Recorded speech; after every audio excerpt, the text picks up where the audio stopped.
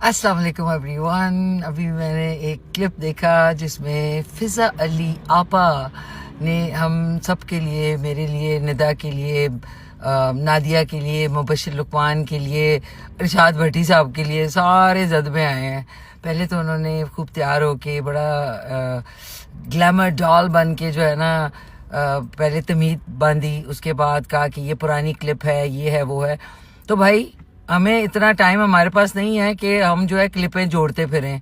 शायद ये आपका मशगला होगा, हमारा नहीं है। यूट्यूब पे जब शो लगा हुआ था तो उसकी ब्रेक जो एक स्क्रीन सी आती है पिंक कलर की, उसके अंदर ये ऑडियो थी। वन, दूसरी बात ये, आप जो हम सबको आपा आपा कर रही हैं है, आप तो 90s लेट 90s से आ रही हैं, तो आप भी उस वक्त से आ रही हैं, तो हम आपके आपा बन गए।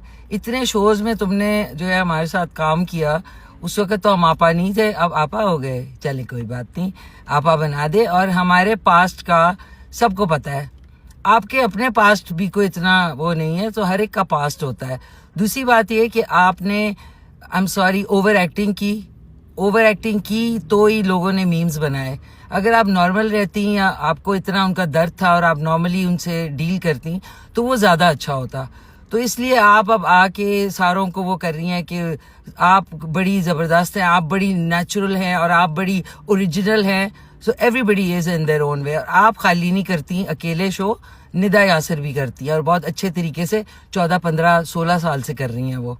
सो इसलिए सारा credit, don't try to become a goody girl you know और वुमन, और दूसरों को आप कह रही हैं कि वो ये कर। पिंक स्क्रीन के ऊपर थी। अगर वो पिछले साल की ऑडियो थी तो वो इस शो में कहाँ से आ गई? और मेरे पास इतना टाइम कि मैं आपके 50,000 शोज देख के उसमें अंदर से ऑडियो निकालूं? प्लीज, ये आप करती होंगी, ये मेरी आदत नहीं। मैं शो देख रही थी, बीच में क्लिप आया तो मैंने कहा ओके, हर कोई समझेगा।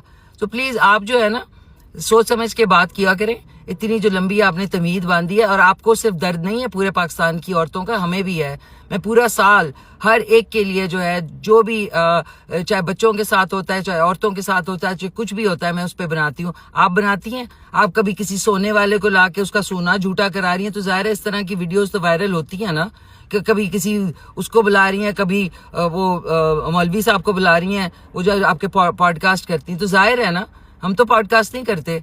और अकेली आप नहीं करती अकेली शो, मैं भी करती हूँ। पिछले 14 साल से मैं कर रही हूँ मॉर्निंग शो, और निदा यासर पिछले 16 साल से अकेले कर रहे हैं। हमारे साथ कोई पलटन नहीं होती है।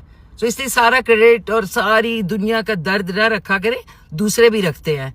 You are pretty self obsessed by you know I don't know what, but relax and दूसरे की भी सुना करें, और अपनी जो गलती है उसको एक्सेप्ट करें, उसको बेहतर करें। That's about it. अस्सलाम वालेकुम मेरी यूट्यूब फैमिली। जैसे कि आपने देखा है कि पहले फ़िज़ा अली की स्टेटमेंट आई है जिसमें उसने अपने तमाम क्रिटिक्स को खड़ी खड़ी सुनाई है, उनके पास्ट खोल के उनके सामने रख दिए हैं।